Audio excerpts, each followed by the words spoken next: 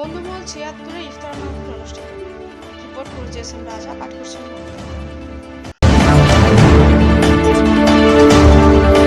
ঈশ্বরদীতে বন্ধুমহল ৭৬ ইফতার মাহফিল অনুষ্ঠিত হয়েছে। শনিবার ২৮ ফেব্রুয়ারি ২০২৬ ঈশ্বরদীর একটি অভিজাত হোটেল অ্যান্ড রেস্টুরেন্টে অনুষ্ঠিত ইফতার মাহফিলে দোয়া ও মোনাজাত পরিচালনা করেন বন্ধুমহল ৭৬-এর সদস্য মাওলানা জাহিদুল ইসলাম।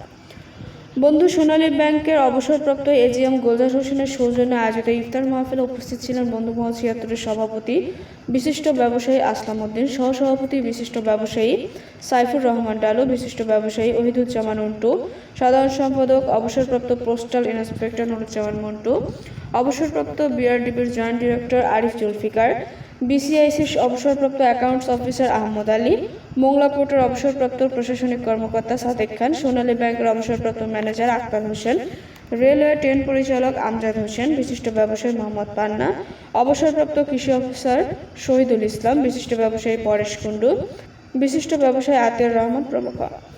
উল্লেখ্য, বন্ধুমহল ৭৬-এর বেশিরভাগ সদস্য কুষ্টিয়া, নাটোর, পাবনা, সিরাজগঞ্জ, রাজশাহী, ঢাকা সহ দেশের বিভিন্ন জেলায় এবং প্রবাসে অবস্থান করার কারণে ইফতার মাহফিলে উপস্থিত হতে পারেনি। কেবলমাত্র ঈশ্বরদীতে অবস্থানকারীদের কিছু অংশ এই ইফতার মাহফিলে অংশগ্রহণ করে।